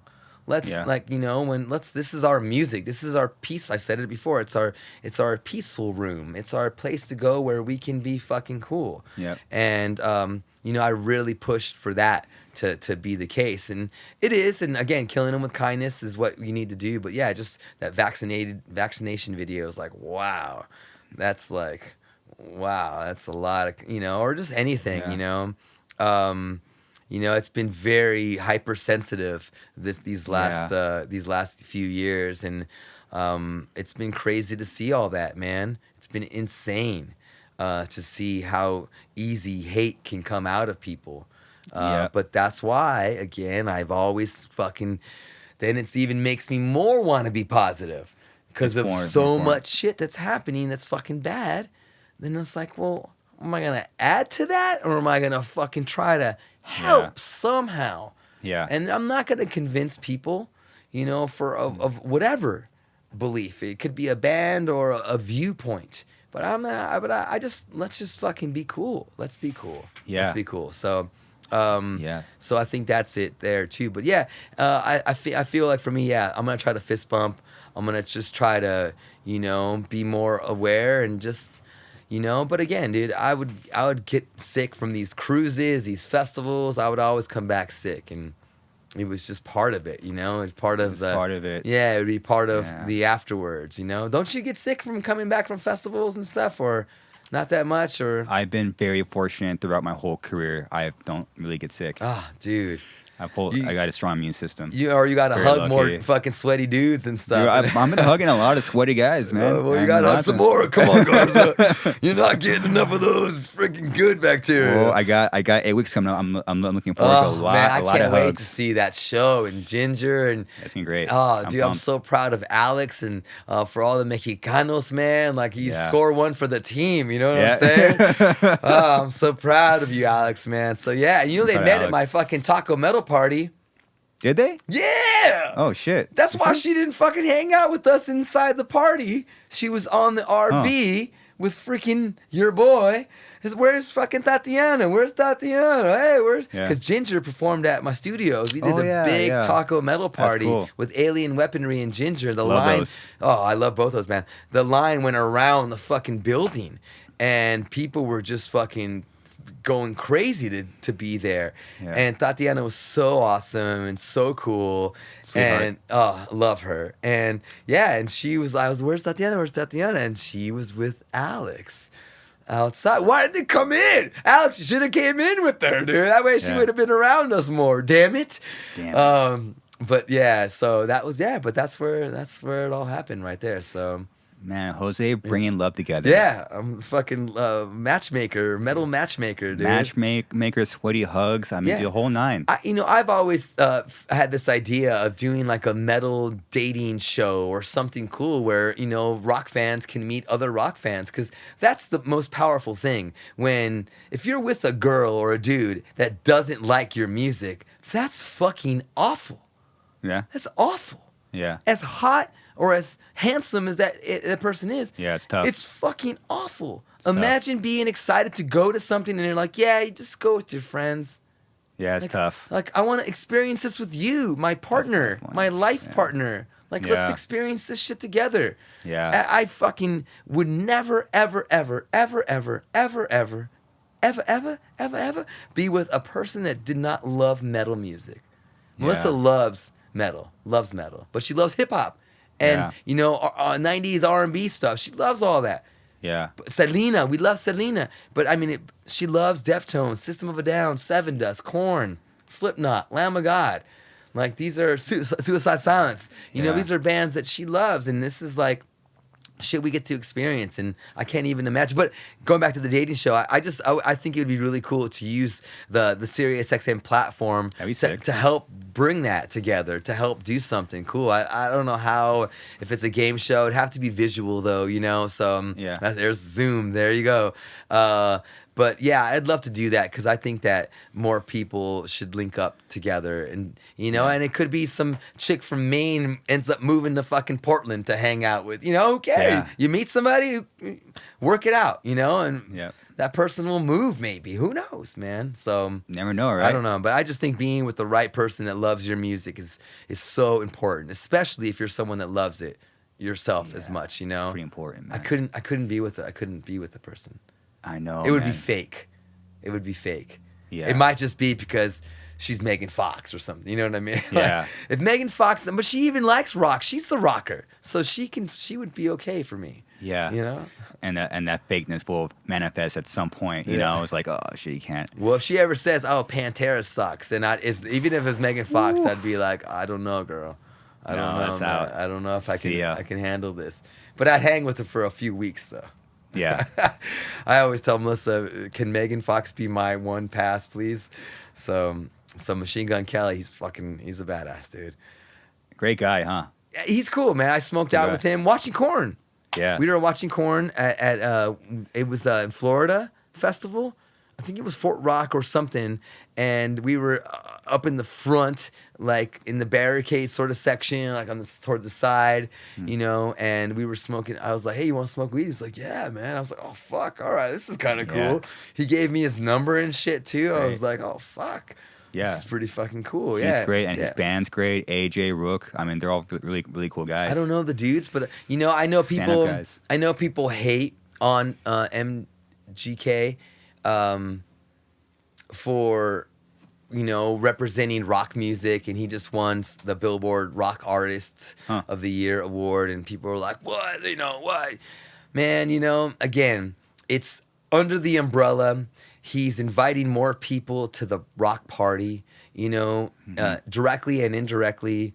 You know, I mean, I'll take, you know, these dudes representing rock music. I mean, that's fuck it, dude. We need people doing it for us. You know, if it's not him, then it's nothing. Then who else? Then who is it gonna be? Yes, okay, there was other bands nominated. I get it, but I mean, he had a big album, you know, and maybe it's not your definition of rock, but you know, it's a rock album, sort of, you know, and if people want to say they're rock, let them fucking be rock.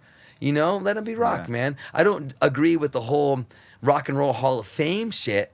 You know, that certain bands are left out and certain others are getting in, and, you know, other genres are getting in. That's a whole nother discussion, but I don't really put a lot of stock in that anyways, you know? Yeah. I could start the Metal Ambassador Awards fucking today and then have Garza wins Metal fucking Head of the Year, you know what I mean? Like, who, I appreciate that. Yeah, but I mean, but it's like, but that's what the Rock and Roll Hall of Fame is, you know? That's what the Heavy Metal Hall of Fame is. It's like, it's just a dude. It's just a dude. Yeah. You know, it's just a dude saying, you know, and now they think they're really fucking cool, but you know, the fans know what's up, but I also don't get so worked up over it where I'm so angry and I'm like, and just always the tweet about how fucking mad I am and how fucking this sucks and like, that's not, what is that gonna do? Again, being negative invites more negative. Yeah. You know, like the Anthrax song says, "Misery loves company. I'm your number one." Misery loves company, man. Yeah. So that's fucking.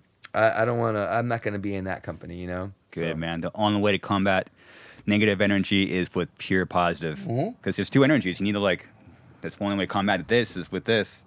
And I think it might sound, at the risk of sounding woo-woo, I think positive energy is more powerful. And, you know, it has more weight to it. Yes, but you know how fast negative shit spins and goes and travels and clicks and so yes, it's more powerful, but that's not what's happening, though. You know what I'm saying? Look at politics. You know, I mean, it's there is untruths, but people believe the shit. Yeah. So it's like, so it's, oh man, so you can, it goes, I don't know. So yes, being positive is more powerful, but, you know, positive people don't get the same clicks that negative people do. Mm-hmm. You know, and I'm saying clicks because it's a social media world in a lot of ways, but someone says something positive, someone saves a kitten, someone does something cool, it won't have that many likes, won't have that many coverage and of things, but someone says something bad, watch the fucking news travel real quick. Yeah, they say misinformation travels 5 times faster than truth. So I feel like so I don't feel like, you know, I feel like that's why I just have to always fight that battle of just against the negativity and always just putting out this positive. And it's not even putting it out as a fake. It's putting out this authentic positive vibe and really believing, you know, that, because I believe what I'm saying. You do. You know, I believe what I say when I say I want to bring people together. You know, I do want unity in our music. I believe that. You know, I believe in our bands. I believe in our fans. I really do. You know, people have lost faith in that shit, but I haven't. You know, I believe in the people behind the scenes. I believe in this shit, so I do. You know, so I think that's where it starts too. You have to really like believe, but and then it goes to the opposite. Some people really believe bullshit too. You know, Yeah. there's people that really fucking believe bullshit. And then they keep fucking spreading that. And there are people that you and I know, and there's people that believe bullshit. Yeah. It's very unfortunate, you know. Yeah. And it is, and it's sad, and you see them on social media, and you're like, oh my God, what happened? Oh my God. What happened? This person used to not be this aggressive and angry, and, you know, I don't know, like victimized or something. Like, what happened? Yeah. You know, these people brought it on themselves. Yeah. It wasn't, you know, so. It's true. Yeah, man, there's a lot of that. So, but I don't hang out with those people. I like to hang out with cool people, you know? So I surround myself with cool people, you know, fun people, positive people. And it's fun to always be used to that. And then when others outside of our circle hang out with us and they see that and they see like, wow, you guys are all really good. And no one's talking shit about people. And, you know, and it's like, this is different, you know? And it's like, well, who were you hanging out with before? You know, like, why was your circle so negative? Yeah. You know, I mean, you got to get rid of that shit, man. So it's cool to hear that from others that come and see what we do, you know, in real life and behind the scenes and parties and the good vibes that we're always putting out there and taking care of people and all that, you know. And people don't see that. Our friends see that, but it's, you know, it's cool to be that positive, to be recognized by that from the outside. Totally. I mean, to people that aren't exactly aware, like people might think what they hear on Sirius is like a character. Yeah, they think that a lot. But what they don't realize, me knowing you for 10 plus years, you've been the same guy everywhere. And I've seen you in a lot of scenarios in the crowd. I've seen you at Sirius doing your thing. I've seen you at taco parties, seen you behind backstage at shows. Now we're in my garage. You've been the same authentic Jose. And I think that's what listeners have, you know, discovered over the years. You know, they're just like, they would hate me, and they hated me probably for a while, and then after a while, they're like, man, fuck, this dude's still the fucking same. You know, like you can't. He fucking loves it. Fuck, it's hard to fucking hate him. You know, they can hate me for, you know, whatever. You know, career or anything, or my family, and, you know, I mean, that's jealousy or whatever. But at the same time, as a radio host and as a presenter of the music, man, I haven't strayed from my formula, you know, of that I've felt comfortable with myself doing. I haven't strayed from that, you know, and I'm not gonna stray from that because it's working. It keeps working. So. You know, after 20 years, I mean, it's pretty good. I think it's pretty safe to say. But I still feel young. I still feel like I can do so much, man. I'm gonna write a book. I'm gonna fucking start a cruise. I'm gonna start a festival. I'm gonna start the scholarship fucking foundation. Great. You know, I want to do a lot. Man. I want to create a menudo, but for hard rock and metal. Yeah. I want to assemble a group of talented young Latinos to create music that I hear. And you know, I don't have to be in the band. I just want to be like the Simon Cowell of it. Do you know what I'm saying? And create this band where they can sing in English and Spanish and mix, you know, Latino music with hard rock and metal, but do it in every song. Not just in one song. Yeah. Or not just a cover here. I'm a fucking band that does that. Like Booyah. But a 2021 Puya. Yeah. That's more accessible and more mainstream. You know, I want to work with Juanes. You know, Colombian fucking superstar. He's a friend of mine too. He's a fucking big metalhead. Yeah. I gave him his first shot of Jägermeister ever in his life. Oh, yes, fuck. sir. I'm so proud of that. So I'm corrupting everyone. But Juanes, you know, he started off as a metalhead, and he's a long hair. He was in Equimosis in Colombia, and we've talked about doing something like where Probot did, what Dave Grohl did, where he invited and asked his idols to do songs with him. Yeah. Dave did that in 2004 with Probot. Yeah. And he had Max Cavalera, Kronos, Lemmy, a bunch of different singers, Snake from Voivod. You know, I want Juanes to ask James Hetfield and Dave Lombardo and Tom Araya and Max Cavalera and dudes that he loves to do songs with, but that mix the fucking cultures together. It'd be a fucking global bomb. It'd be like, whoa, not a bomb in a bad way. Yeah. In a good, like a In a good what way. the fuck? Yeah. This dude that played for the fucking Pope is now doing a song with Tom Araya from Slayer? And Lombardo's fucking on the drums on the same song? Bringing the two of those two guys together? See, that's what I want to. I want to do big shit. I want to be Ryan Seacrest of fucking metal. Dude. You know what I mean? But You should do that. I want to do a lot of shit. I want to do a lot of shit. So I feel like I'm just starting. 20 years was just my admission fee.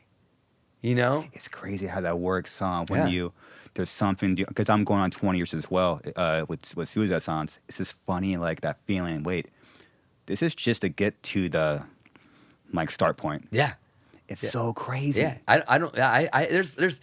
There's so much to do. So much, So man. much to do. And I just want to do good.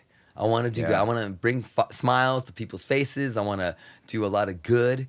And I feel like I'm doing it, you know, and this limousine that I inherited, you know, from Vinnie Paul, So like I sick. want to have fans in the limo and smoking weed with me, you know, taking down shots of Black Tooth and tequila, you know, inviting fans to cruise in it, listen to a fucking Pantera song, smoke a joint, you know, like I want to do cool shit, you know, I want to get people excited about fucking metal music. You know, and that's my goal. That's what I've always wanted to do. you Wow. know? Jose, we are very lucky to have you in our culture and our lives, man. You are truly waving the flag loud and proud. I'm trying, brother. I'm trying. Man. It feels good. I feel very blessed, though. Yeah. And that's why I have to keep on doing and continue to give back. I mean, I feel like I have a mission. Like I'm on a mission. You are. Yeah. Jose, this is your purpose. Yeah. I know that. And that's what's so fucking, and that's what's so cool. Like, I know that. And I know it. 100% know. That's why I'm fucking getting metal on my fucking stomach. I'm like, fucking metal. Yeah. I know it. My family knows it. I know it. Yeah. My friends, my managers, I have 3 managers. They know it. Like, I know, my bosses know it. Like, my fucking the heads of fucking program at SiriusXM, they're fucking so cool to me. They're like, you're so fucking passionate about this shit. You know, I'm on meetings every Monday morning, and it's like all the program directors that are in charge of channels that play new music. There's a lot of us, all genres. And we talk about what we're adding to the channel that week and what our successes are and things like that. And when I talk, it's like my radio break. It's like I'm a personality, you know, and it shines. It sticks out. Yeah. It sticks out from everybody else, you know, and I've been there longer than all those fucking people. And I'm still fucking talking like I'm fucking a new employee there. Yeah. Like excitement, you know, like, and people laugh and they smile and they know that I love the songs that I'm adding. Do you know what I'm saying? Yeah. As opposed to, well, we're adding this and gonna go with this and this song is doing well, so this will be our next ad.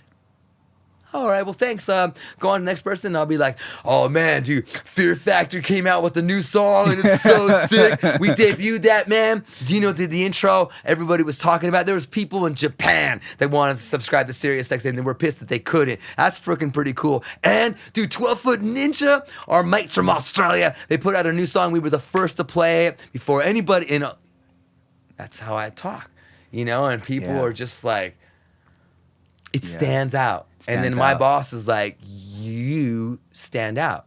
You're a big personality. You're so fucking passionate and positive. You fucking stand out. You know? Yeah. And that's good. You want to do that. You want to stand out. In a good way. And in a good way. Yeah. Because you can stand out and be a lethargic asshole who doesn't give a shit about anything and is just like, thinks he's super cool. Or you can be fucking cool. And, you know, I always say, hey, teammates. Hey, family. Hey, teammates. You know what I mean? Teammates, you know? Yeah. You know, so it's like, hey, you know, addressing them and saying hi to them too, as opposed to just giving the thing that your boss wants to hear. So yeah, man. But thank you for the kind words, Chris, dude. I love it. I'm a big fan of your band. I love that I've been able to a little bit help the career and the trajectory of Suicide Silence. And thanks for inviting me to sing on Doris. That was a lot of fun with Ross Robinson and that sick, producer. Man. Yeah. That was fucking crazy doing that. And I love telling that story on the air.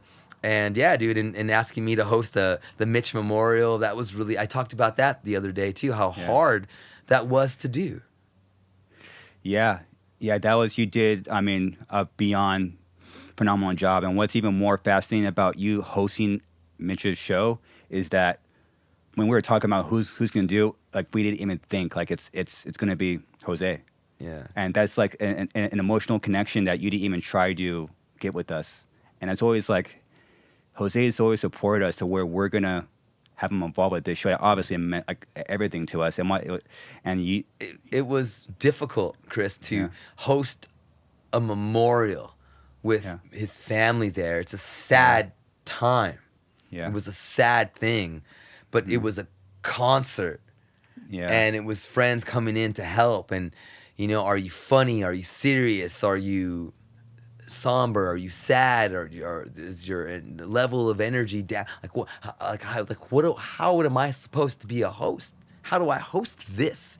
How do you get cheer? You know what I mean? It was just like, it's different from hosting anything else because it's always celebratory in a really easy, obvious way. But this was, I mean, it was like sad too. It wasn't this whole happy, joyous thing either. So I remember there was a fine balance to do it, but I think it came out really cool. And people still to this day, fans of Suicide Silence, say you did a great job hosting that memorial show. I see it on social media. I see it in person. People have told me that a lot, at that Pomona Fox Theater show. And so, man, it was a big deal to do that for you guys. And I'm glad that you asked me, but it was I think the hardest thing that I ever had to host. Really? Yeah. I know that. Yeah, I just never had to host something like that, Again, I've spoke at Vinnie Paul's funeral. I mean, that's different, though. That wasn't a concert. That wasn't this. That was very fucking different, But doing this, it was, I mean, not, it was similar but different. It was again, I didn't know what the fuck to do. I never know what I'm gonna do before I do it. No interview or when I'm on the radio or when I spoke at Vinny's funeral, I had no idea what I was gonna say. I just said it. I just kind of closed my eyes and just said stuff. Yeah. Well, you have a gift of speaking from your gut and your heart. And you can't really go wrong with that at all. No. I think it wins. I think it wins, brother. It wins. Yeah. Well, Jose, I don't want to keep too much of your time. You've done a lot for Suicide Silence. You've done a lot, and I've known you for many years, and you have a big piece of when we were nobodies. You were inviting us to XM, playing our shit. When Mitch passed away, you were there and you supported us. Yeah. And I was just thinking about this right before you drove up. Little things that people do, and there is a weird transition where Eddie wasn't the singer yet, so we didn't even know we were a band yet. We had no idea. So like, are we over? It was a heartbreaking time. We don't know. We just did the Mitch show, and so anytime someone supported us, like a little, like, oh dude, come over, hang out, it stays with me even more now. And what you did for us, like you invited us over to Affliction just to hang out and chat. Always, and little things like that, Jose, have stuck with me until now, forever. And those mean so much to me. And then when we got Eddie, you supported the band and you played our stuff. When we have a record that no one really likes, you guys were number one album of the year for Liquid Metal. For that Eddie album. Crazy. You guys were number one of the year for us. Wow. That's a big deal. I remember number one albums and bands, and Suicide Silence had one of them. So that's a big deal. Yeah. Well, we couldn't have done it without your support. I mean, for real. I mean, this is our first time actually sitting down and chatting, but you are considered family to me. Oh, dude, thank you. Well, likewise, brother. Likewise, Garza. Anything that you would need from me, I'm there, because you were always there for us. Even like subconsciously, which is very, it's extremely rare where someone's just always there. Well, that's you know? good, man. Well, Thank you, I love Jose. being there. I love being the Thank you, Jose. that thing that, you know, you have like the angel and the devil on either side. You know, I like being the metal head on one of your sides somewhere talking to you in your private moments. Hey, Garza, get another Modelo and give me one too. Well, we're probably about to have round 2, maybe. Oh man, right on, dude. Well, Jose, anything that you want to share? No, I mean, just thanks for supporting Garza's podcast, your podcast, brother. Thanks for supporting metal and all the shit that I do on SiriusXM. And I hope you follow at Jose Mangin. I'm pretty active on there. Thanks for supporting the Vinnie Paul limo restoration. That is massive. That's a huge deal. I couldn't have done it without your help. There's no way that I could have restored this limousine that couldn't have been restored.